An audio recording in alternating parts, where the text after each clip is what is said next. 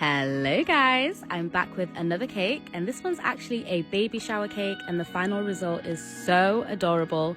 You're gonna want to see it. But this is a 8-inch vanilla sponge, and here I'm just filling it with my vanilla mock Swiss meringue buttercream. Link is in my bio if you do want my buttercream recipe.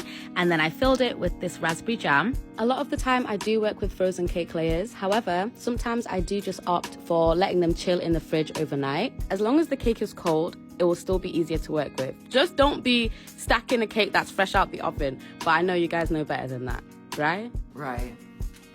But anyway, as you can see, this cake is quite tall. So it's 5 layers of sponge, and it came up to about 8 inches tall. So here I'm just doing a rough crumb coat because I am gonna go in with a ganache crumb coat. And that's because they said there's gonna be about 100 people at this baby shower. This cake does not need to feed 100 people, but I just know a cake in a room full of 100 people is gonna get hot, it's gonna get sweaty. So ganache is always the safest bet. It has a much higher melting point than buttercream, so it will withstand higher temperatures. So I prefer to use ganache when a cake is gonna be at a wedding, or it's gonna be sat out for a while, or in the summertime. My ganache guide is also available in my bio if you want some more information on the recipe, how I make my ganache, how to fix any cracking, and so on and so forth.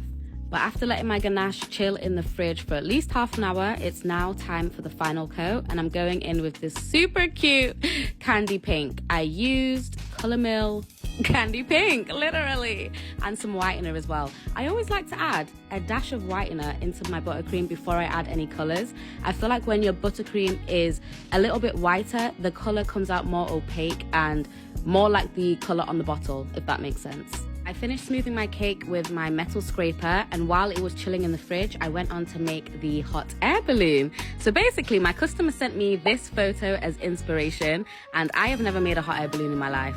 And it might be my last time because this took forever. So basically, I used one of those disco balls, and then I molded fondant around it with a little bit extra at the bottom to make the balloon shape.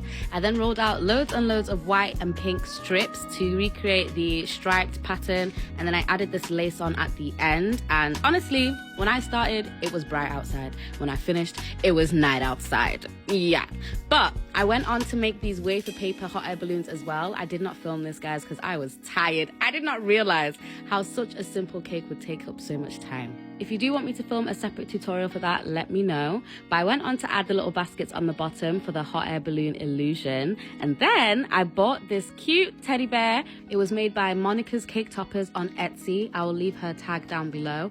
And it is adorable. It was literally perfect for what I needed it for. I did hand make the basket though, so I just used a hard block of fondant and I cut that into a square. I then used a woven basket silicone mat to create the texture on a separate piece of fondant, and I wrapped it around the fondant block. I hope that makes sense.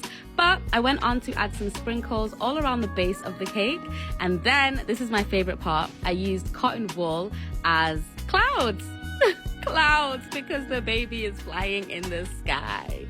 I will say though, I initially stuck down the wafer paper hot air balloons with water, only to find them all falling off in the morning in the fridge. So I went back and stuck them on with buttercream, and they stayed. But here is how the cake turned out. I think it looks pretty damn similar to the inspiration picture that was initially sent to me.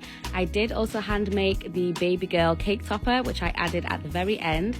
But as always, let me know what you guys think, and I'll see you guys in the next one. Bye cuties!